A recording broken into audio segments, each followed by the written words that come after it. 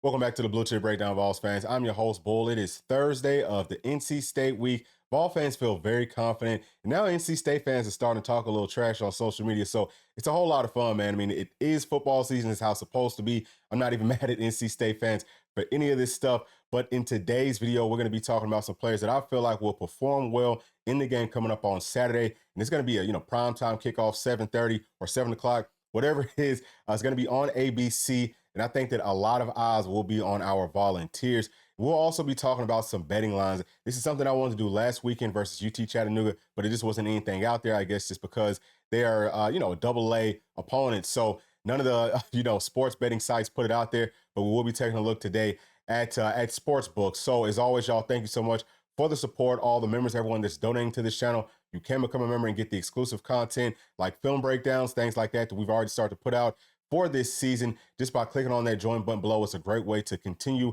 to support us. And also you can donate as little as $1 to our Cash App by scanning the Cash App QR code wherever it is on the screen. The links will all be down in the description below. Y'all please go out and give us a follow on social media. Also, if y'all like to join us for our live stream, either pre or post game, then y'all can sign up for that. That link will also be down in the description below. You have to get signed up by tonight at 8 p.m. We hope to see y'all there. Let's go ahead and jump into the video. All right, I want to start off with the players that I feel like will perform well for our Tennessee Volunteers coming up on Saturday versus NC State. And I'm going to start off with all the guys that's from North Carolina or really like from that Charlotte area. So number one on that list, of course, is going to be James Pierce.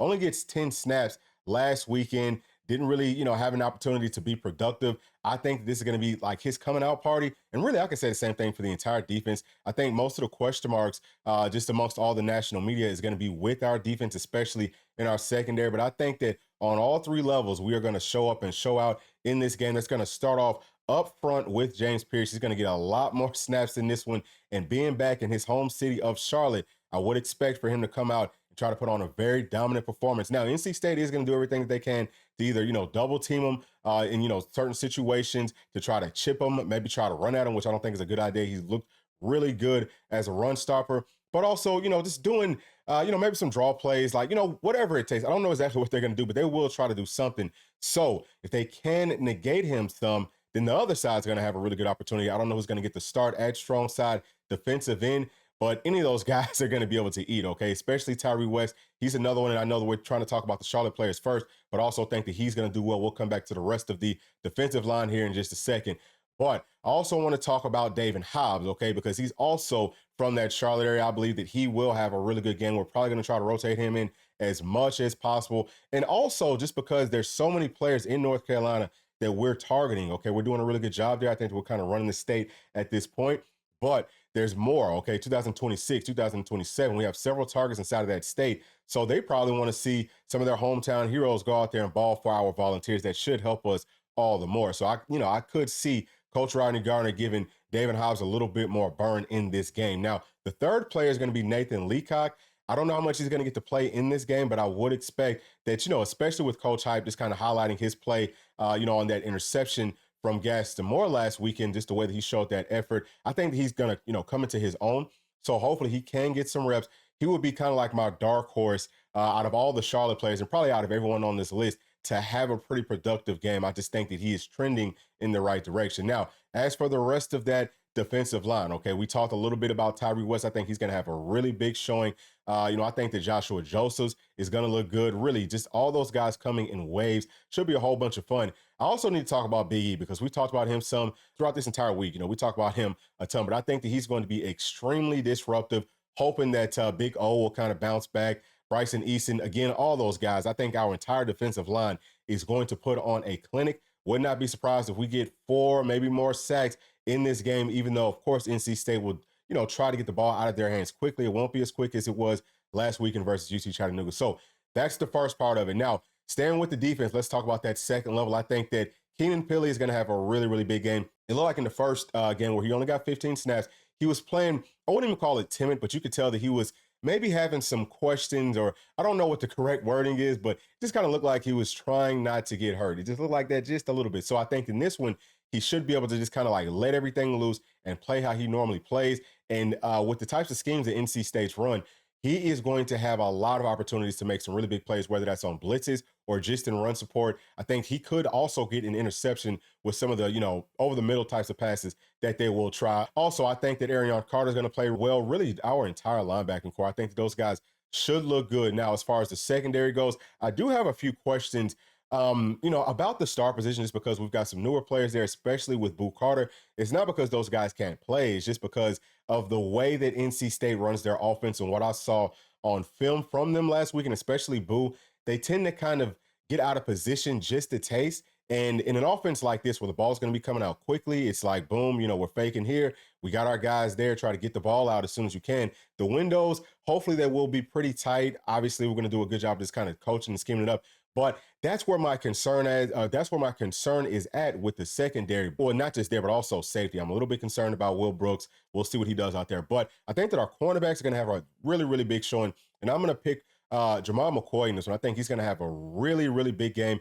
If NC State tries to go vertical on him or on Ricky Gibson, it's probably going to be an interception. But I think that a lot of our question marks with the secondary will be answered because of our two cornerbacks. So moving on to the offensive side of the football, and this is something that I didn't bring up, at the start of this segment, but yes, there has been this video out there just kind of painting a picture of Nico as an arrogant guy.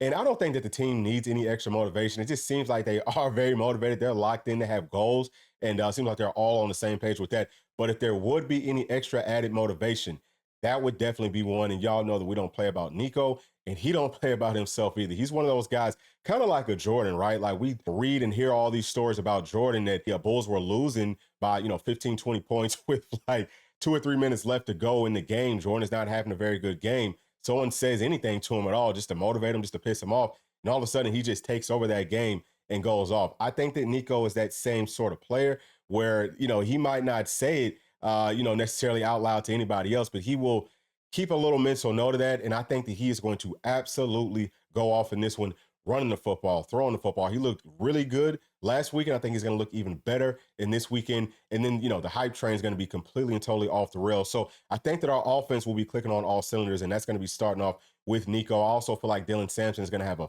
field day versus this defense. They just didn't look great in run support last week. And it's not just because their best linebacker was out. I mean, I'm sure that's a big part of it. But, they were really kind of getting pushed around some up front.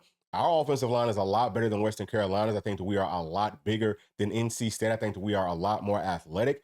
And I think that we are going to just have some huge gaping holes for Dylan Sampson to run through coming up on Saturday. And he's actually the leading rusher in the SEC right now with 124 yards, just in a half. Even though it was first UT Chattanooga, I still think that he's going to end up being the leading rusher again after this weekend, because I have him putting up a whole lot of yards. Okay, he's going to have a full game to probably, work with. Of course, we will rotate in some other backs.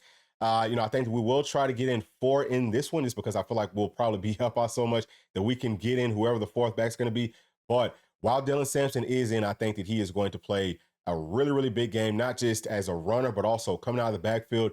I've seen that NC State does not do the best job of covering the running backs out of the backfield. So expect for Dylan Sampson to absolutely go off coming up in a couple of days. Now, I also want to talk about Chris Brazzell. He looked really good, I think, versus UT Chat last weekend, but I feel like he's going to have a lot more opportunities in this weekend's game. He's another one. He's a dog. I think he's going to have some really, really big numbers. He might end up being our leading wide receiver in this game, but not just him. I think that Squirrel White is due. He only had like 2 catches for maybe like 22 yards last weekend. In this game, he's going to have some really big opportunities because NC State hasn't shown that they can cover some of those smaller, quick wide receivers. And Squirrel's hearing all this stuff about their guy, KC Concepcion. So he's probably going to want to put on a show of his own. I think he's going to have a big day as well, especially just kind of getting the ball out there in the flats on some of those quick screens, having Brew as a lead blocker, or, if it's going to be Dante as whoever's going to be his lead blocker. I think that we are just bigger, faster, stronger than NC State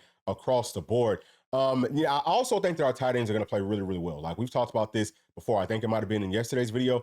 Ethan Davis is a guy that, with all the talk about Justin Jolie, I think that he's a much better football player. Now, I think that Justin Jolie is good, but no one really knows about Ethan Davis outside of Tennessee fans at this point.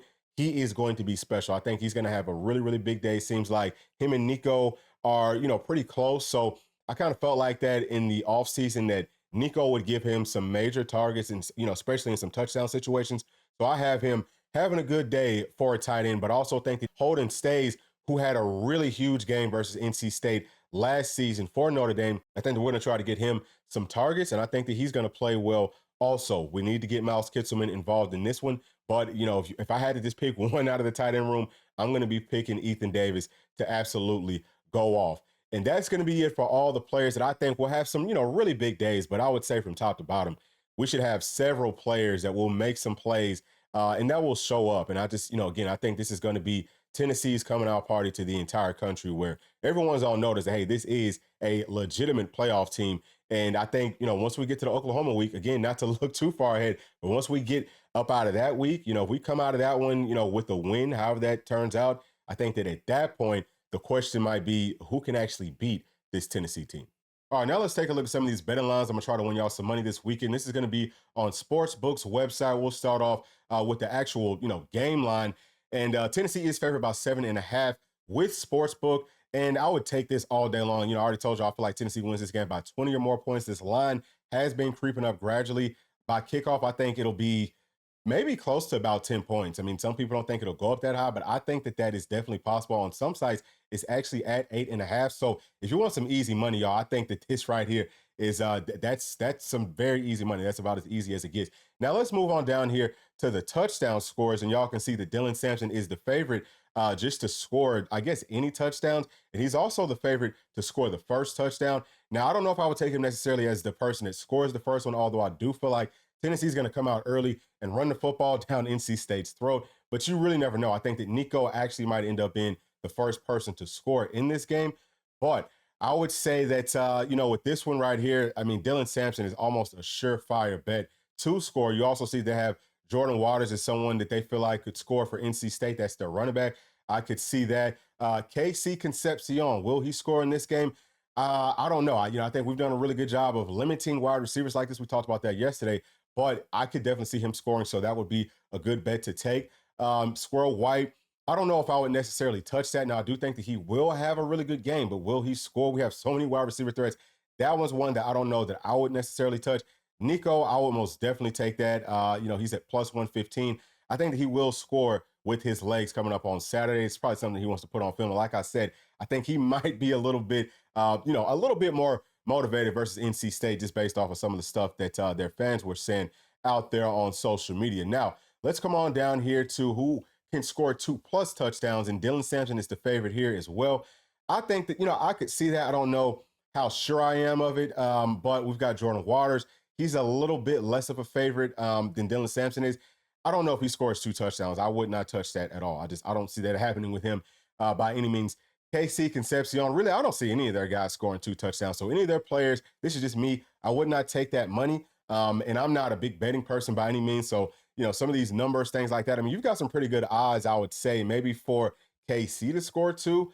But I don't think that I would touch that, y'all. But again, maybe it's possible. It's because secondary, yes, there are some questions. They are going to move him all over the place. The stars and the safety players, primarily who's going to be guarding him, but we're probably going to be bracketing him, things like that. I think we're going to do our best to keep him out of the end zone, especially because they've got some other wide receivers, but typically if you only have one real dog like KC, that's the one that we're probably going to take away. We'll let the other ones go off. So if you can find some of those other guys on some different sites, I would probably put some money on them to score at least 1 touchdown in this game or to have a decent amount of yards. Now, we also have Brew with 2+ touchdowns. I just don't see that.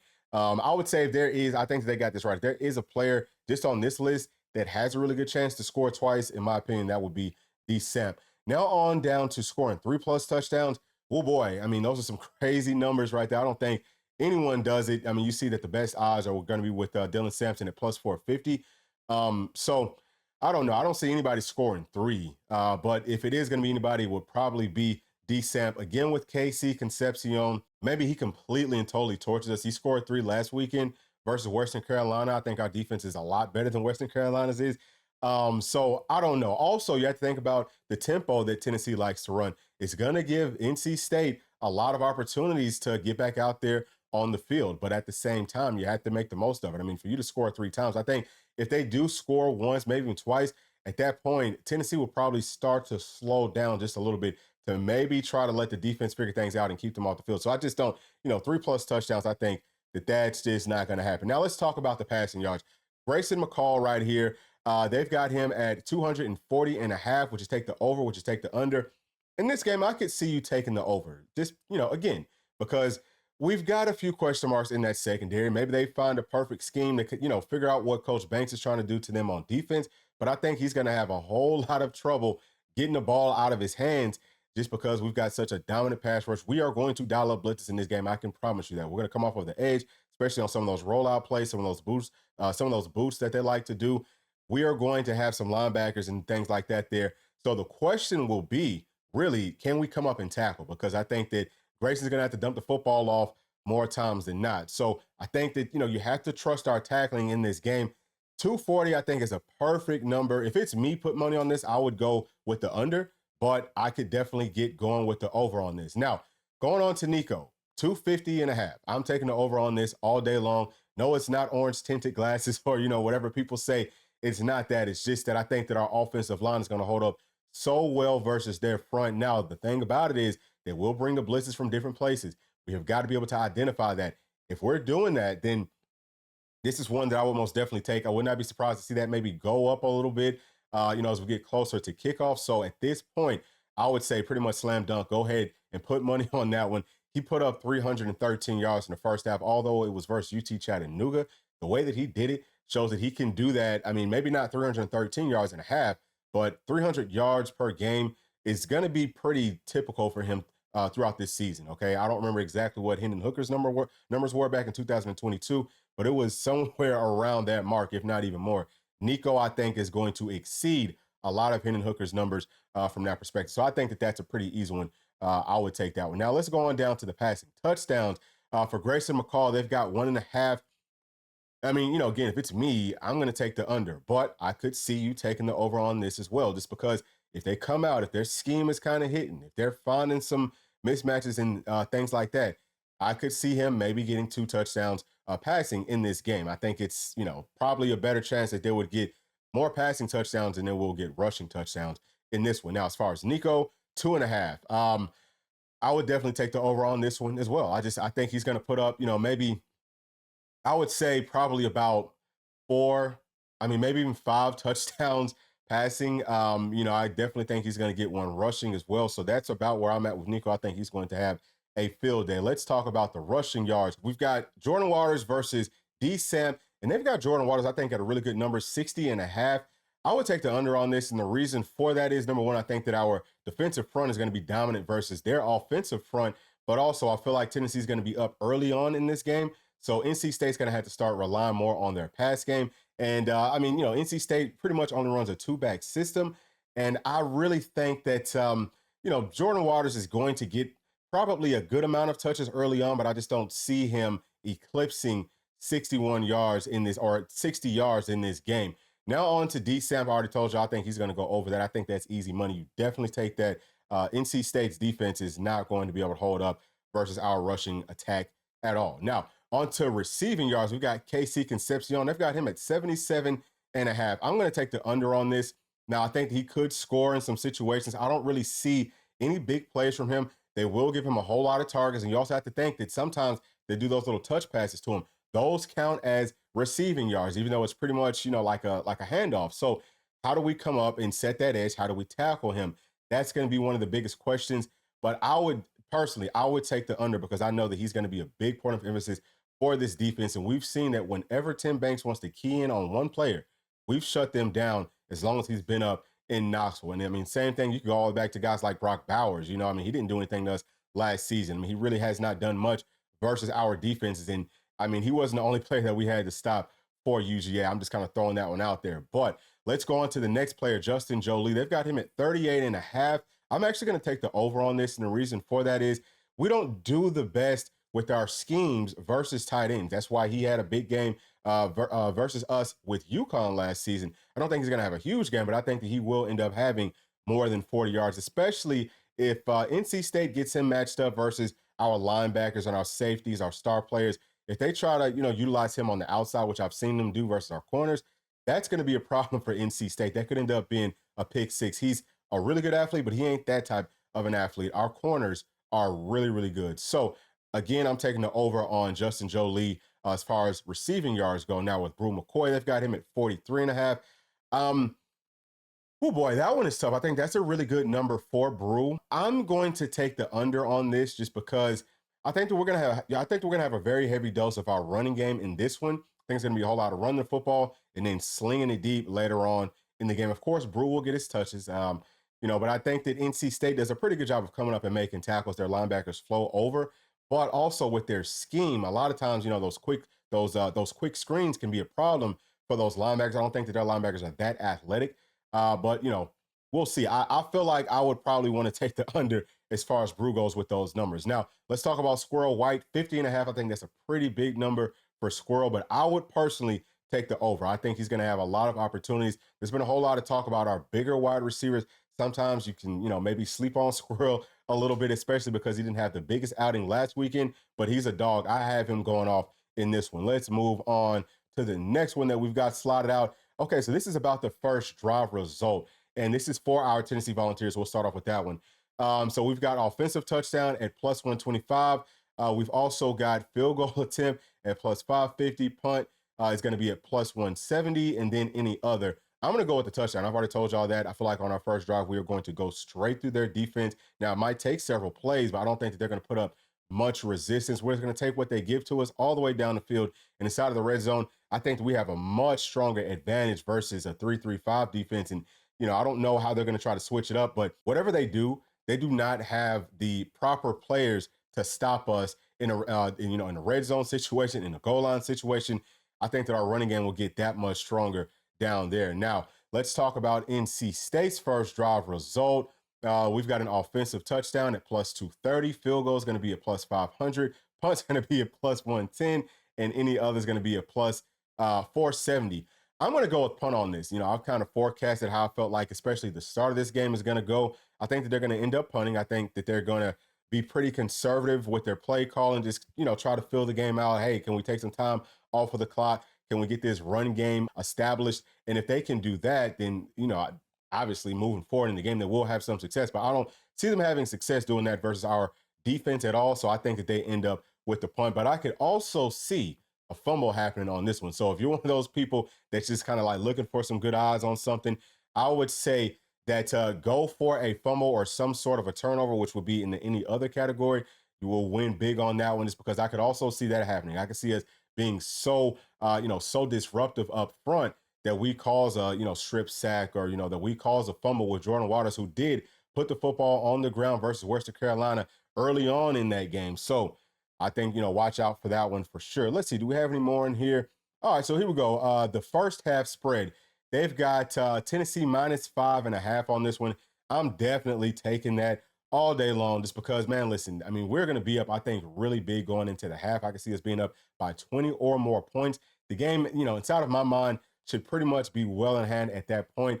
So that's what I'm picking. I don't have to even talk or think about that one too much. Now for the first half total, starting off with NC State, their over-under is going to be set at 26.5. I'm going to take the under on that. I do not see them scoring more than 20 points. I mean, I think if they score more than 20 points, it could end up being 20 points if they score in some sort of a crazy blowout. I don't think this is going to be a crazy blowout. I think that, again, we win by 20 or more points, probably somewhere around 20 points. So I don't have NC State eclipsing 26.5. I would take the under on that all day long. Now for Tennessee, they've got it set at 35.5. I think that we score 40 in this game. I want to say back in 2022, we were averaging about 40 points per game. I think that we're going to average more than that this season. And obviously starting off scoring, what was it, 69 or was it 63 in the first game, however much that was. I think that we are going to end up, scoring not that many in this one, but I think that we'll end up scoring somewhere around 45-ish points in this game. So I would most definitely take the over on that one in Tennessee's favor. That's going to be it. Y'all let me know y'all's thoughts about all this stuff down in the comment section. Thank y'all so much for sticking all the way to the end. Please make sure to like, subscribe, hit that notification bell, share with your friends, family, and other volunteer fans. We'll see y'all in the next one. Thanks. Peace.